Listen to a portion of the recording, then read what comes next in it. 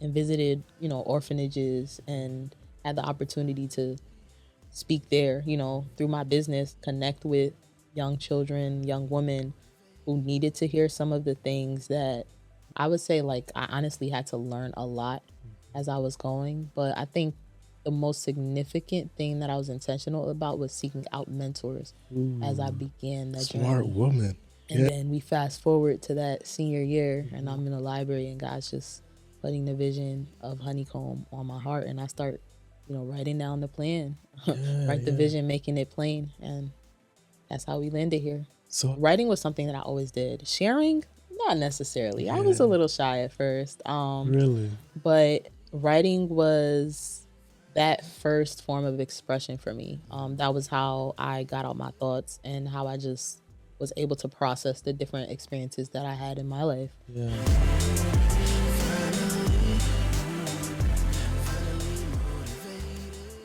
All right, welcome back to another episode of Finally Motivated. Today we have Nayamah Kolliegbo, and I'm very excited to have her here because she is an artist and she empowers artists through her nonprofit organization, HoneyComb Poetics. This is something that I believe is very important for people to allow to have a space for expression, and they also do a lot of events in the community. And I'm very excited to learn more about her story. Nayamah, welcome to the show. Thank you. Thank you for having me. No, the honor is mine. Honeycomb Poetics. In your own words, why did you create Honeycomb Poetics? I mean, it was a vision that came from God. So, I don't take the credit for it. The name itself comes from the scripture Proverbs 16:24, which states, "Pleasant words are as a honeycomb, sweet to the soul and health to the bones." Ooh, that's a poem right there. Wow. So you saw that piece of poetry and you said, you know what? I'm going to bring it into existence. I'm going to create this thing. Yeah. It actually happened in a very funny way. Like I'd love to laugh. I was I was supposed to be studying for finals. Mhm. So this was my senior year of college. I'm in the library and I take a study break and I'm thinking my study break is going to be my downtime, time for me to relax. But you want to make God laugh, tell him your plans, right? So Yeah. so as I'm sitting there, he's just downloading so much on me and I just start writing it down. Mhm. So I'm writing down, hey, I'm gonna start here. I'm gonna connect with, these people, try to go into these communities and just he's giving me different things Mhm. in terms of the vision that ended up, coming to fruition, which is Mhm. Honeycomb Poetics. Yeah. I'm just writing everything down. I didn't really know where I was gonna start with everything, because I didn't really know anyone who actually operated a nonprofit at that time. Yeah. But I was just believing and writing stuff down and I started to just, after that, take a leap of faith. Wow. Now, did it seem random or did it feel like a natural progression? Like, were you already into poetry? Because you did mention that you didn't see anyone else that had a nonprofit. So, how did this come about? Did it feel random? Yes and no. The business aspect, I would say, was random, but the poetry aspect and me just having that love for writing and expression, no.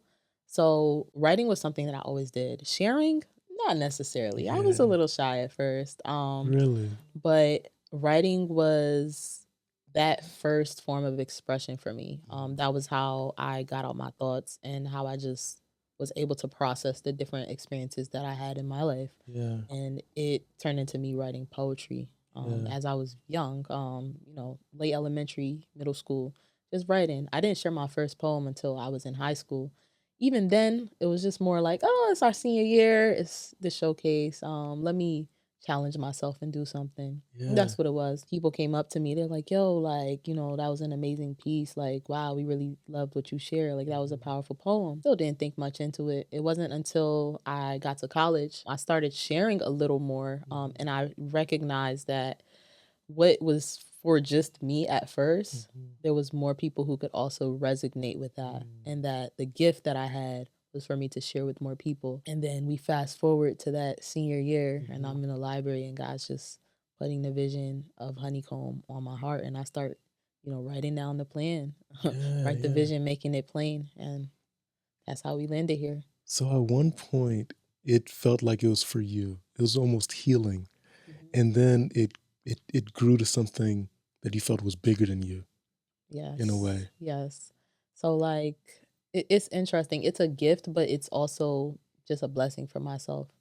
Because it's still my outlet, it's Yeah. still what I use to express myself Mm-hmm. and process things. But now it has also become something that has been able to bless other people, Yeah. something that other people have been able to, receive for me to be able to share with them. I always say, like, the goal isn't to, go out there and just reach this amount of people. Like, I don't think I ever set a goal or a number to that. Yeah. I think it's to show up authentic. And what I always say is that even if I made a difference for one, I made a difference. For sure. Yeah. Well, thank you for being who you are and like basically operating in your strength, because I often find that the best businesses and the best ideas, it often stems from a need for yourself first. Like you maybe had a challenge that you had to overcome, and then you realized, you know what?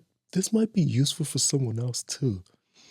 And you can't stop that Yeah. because no one's motivating you to do it. Mm-hmm. The act itself motivates you. Do you remember your first performance? Oh, absolutely. Can you tell us about it? My first performance, it shocked me just like it shocked everybody else. You're like, what is this? So nobody ever knew I wrote poetry. Nobody had ever heard my work. Even my family didn't know I wrote poetry. Wow. So it's my senior year, and like we had this showcase coming up, and I was like, maybe I'll challenge myself and actually share one of my poems. Yeah. And so, I remember we had like a couple practices. I went, rehearsed with the group, and then the actual showcase came, and I just got up there and I just shared from the heart. Yeah. I just let the piece flow. Ooh. And I just remember it being so well received. I didn't know what to expect. Yeah, At that time, I hadn't really performed or anything of that sort. And so just seeing how it was received and also getting the feedback after, it was so affirming, but it was also so comforting because I was like, wow, like this gift that I've, at first not even knowing it was a gift, it was just an Yeah. outlet. This gift that I have is something that I need to use. Yeah. How old were you? So I was 18, my senior year, high school. Yeah. So Nayamah, why'd you wait so long to let people see it? Because I didn't even know it was for people. Hmm. At that time, You was all I keeping knew it was it was hidden. for me. It was an Yeah. outlet. How did you get to know that poetry can be an outlet for you? Because it's not something that everyone does. But why did it stick with you? So I think like I've always had a poetic flow to me, just with my delivery and just the way that I express things. Okay. So like what started off as journaling, because my mom had got me a journal. What started off as journaling, I eventually just started to transition it into like poems, and it just flowed. Not thinking I was gonna share it one day. Yeah, yeah. I think it's just something that came naturally. It's something that I enjoyed, but at the same time, it's something that was very therapeutic. Thank goodness that mom got you that journal. Yes, yes. She probably like you never really know where something will take you and what paths someone will take. Whether you're a parent and you give someone something, or you go on a talent show and you decide, let me give it a shot, and you don't know how that snowballs into something else. I think that's a very interesting concept. But where do you see that snowball taking you? Honestly speaking, I didn't even know that it would take me here. Like I didn't think at any point I would own a nonprofit. I didn't think I would have spoken internationally at this point. So it's wherever God takes me, and as He guides, I'll follow. And as He instructs, I'll be obedient. Yeah. So you're poetically flowing through the opportunities that it brings you. You're just like how you said that. authentically. Yeah, see, I got a little poetic flow in me too. Bars. Yeah, you know what I mean? But I think it's a lost art to be yourself in business. Where like how you mentioned that you're not really looking at where it's taking you because like you're enjoying the journey. Yeah. Yeah. And that's going to take you to immeasurable lengths and in amazing places. So what's something that throughout your journey so far you didn't expect? That's a great question. Thank you.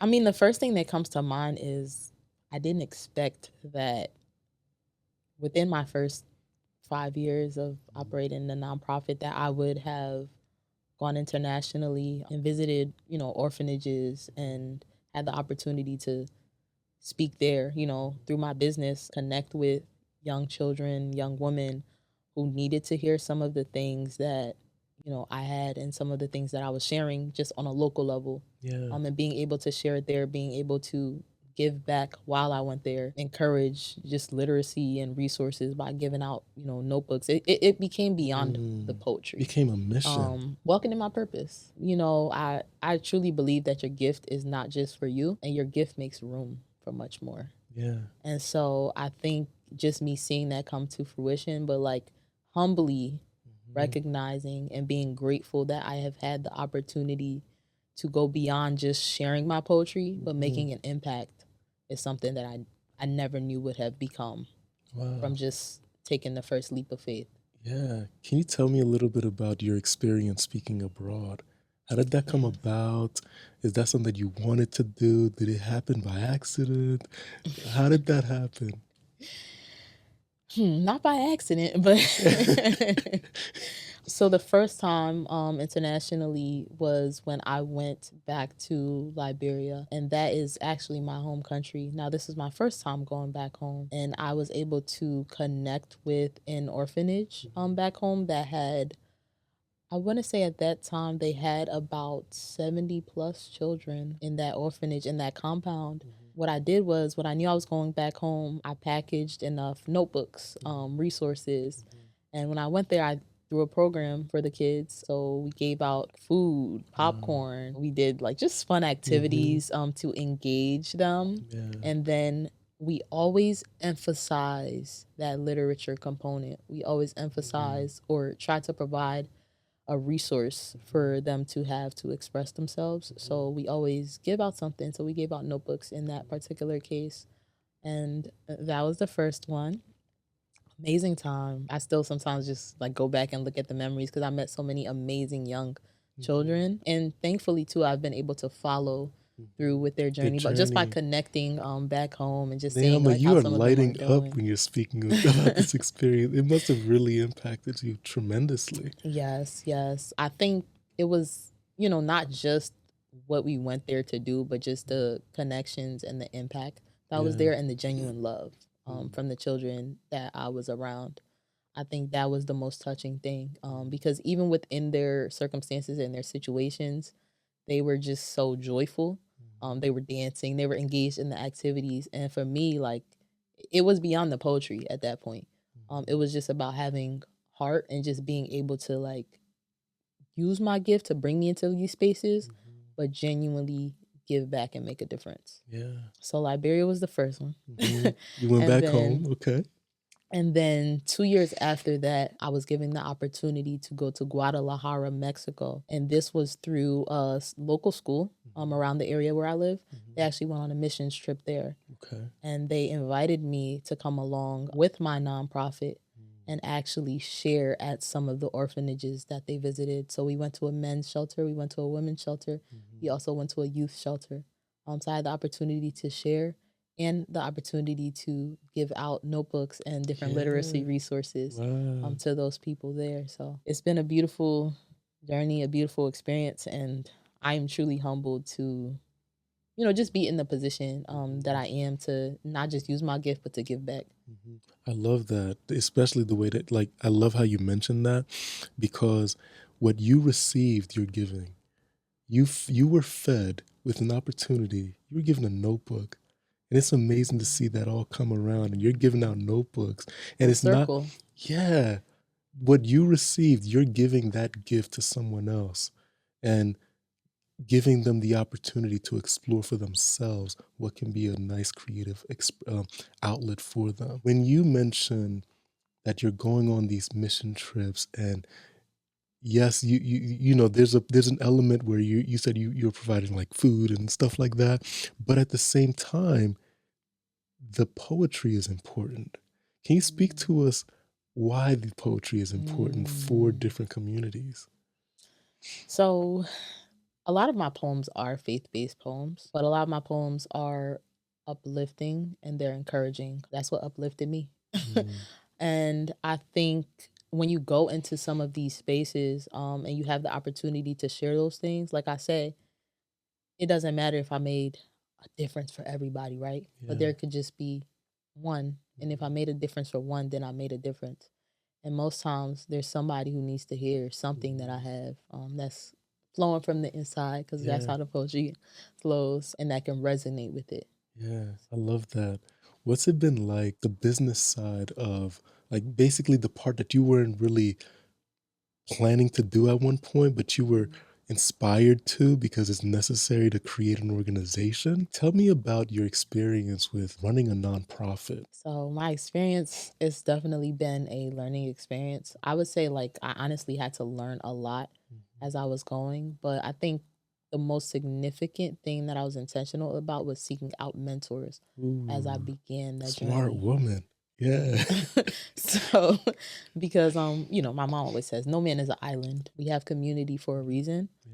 And I think sometimes we want to, move like we know it all, but Mhm. like you can definitely lean on your community. There's resources out there. There's people who have been down that journey and who are Mhm. willing to help and connect with you. Yeah. So that was a beneficial component for me. Then I think the biggest aspect as well was being present in my community. I made sure to become very intentional about being present in the areas that I wanted to impact. What does that look like for Honeycomb Poetics? So I've connected with a decent amount of schools within the South Jersey area. So I've gone into schools. I've actually done poetry workshops with students. I would have loved to see that as a kid, man. Seriously.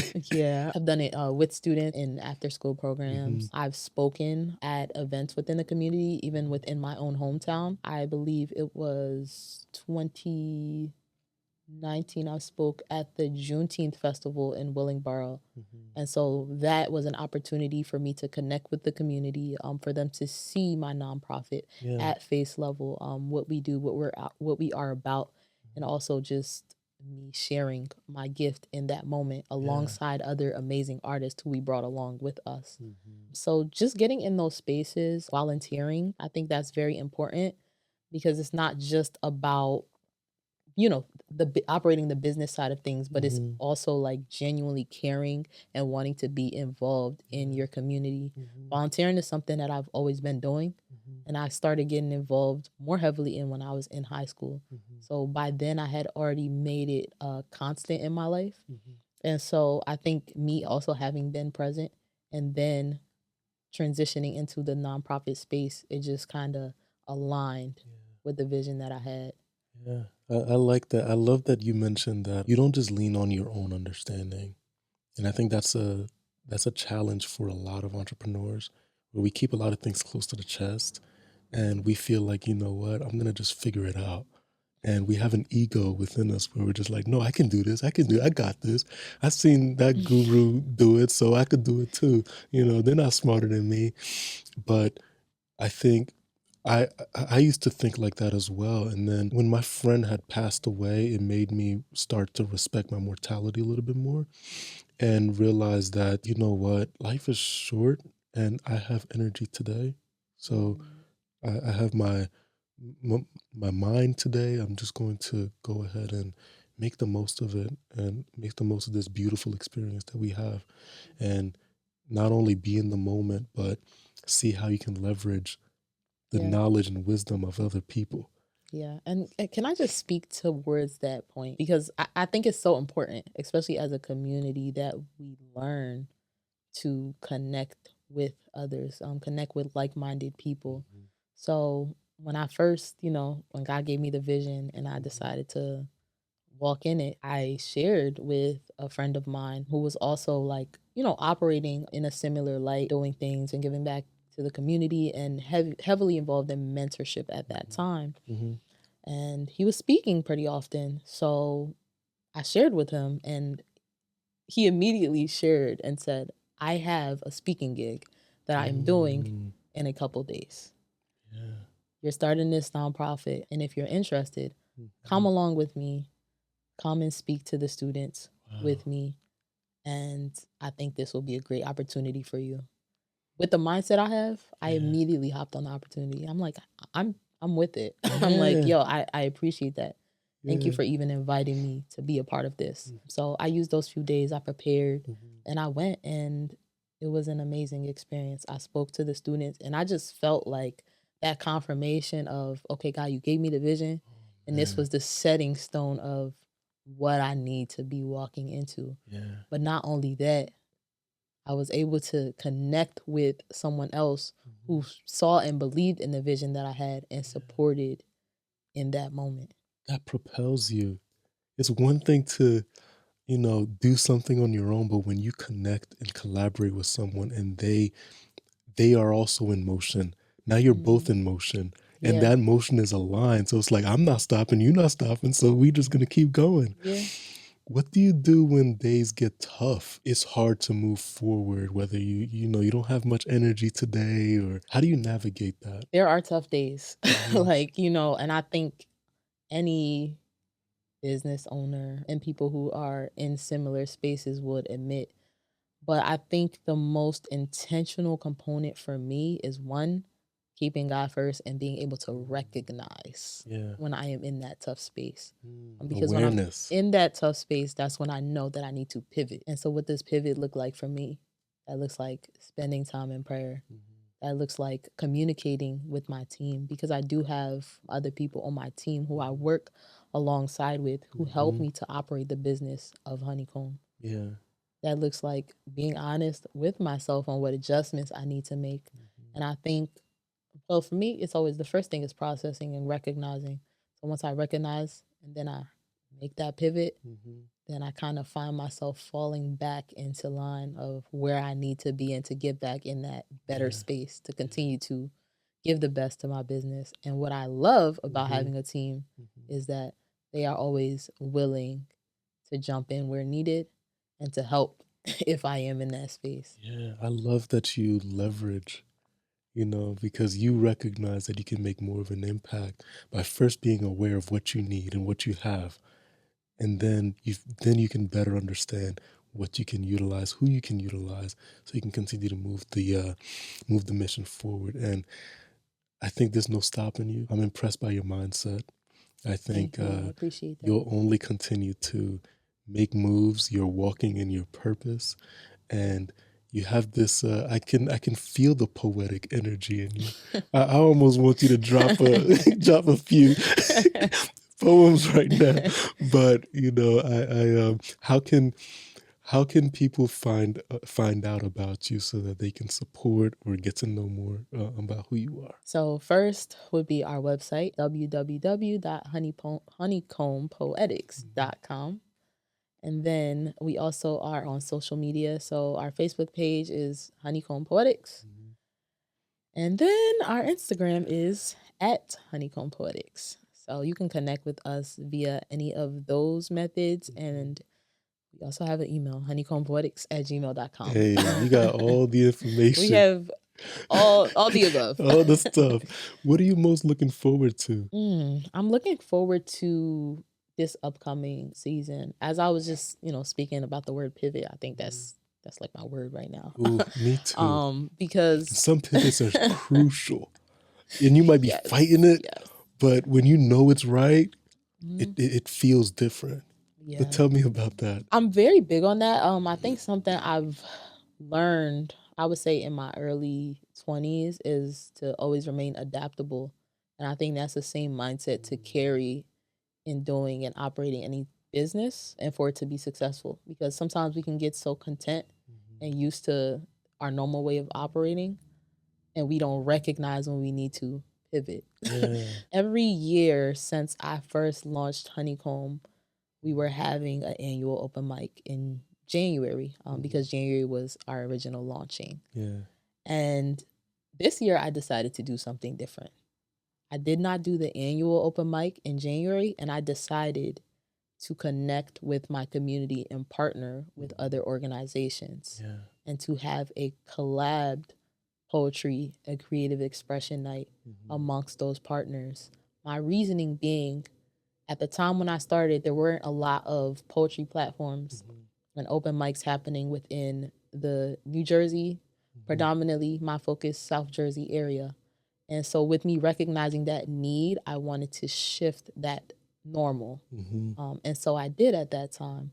However, now there have become a lot of platforms and different open mics that have been happening within the South Jersey community, all great artists and all great people who I believe are doing great things.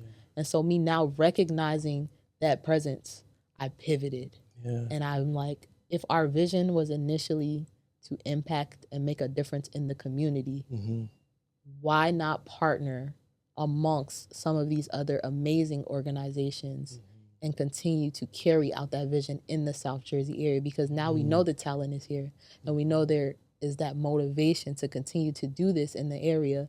So let's come together.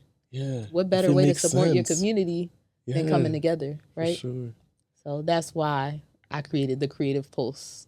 Creative Pulse. Yes. What's that?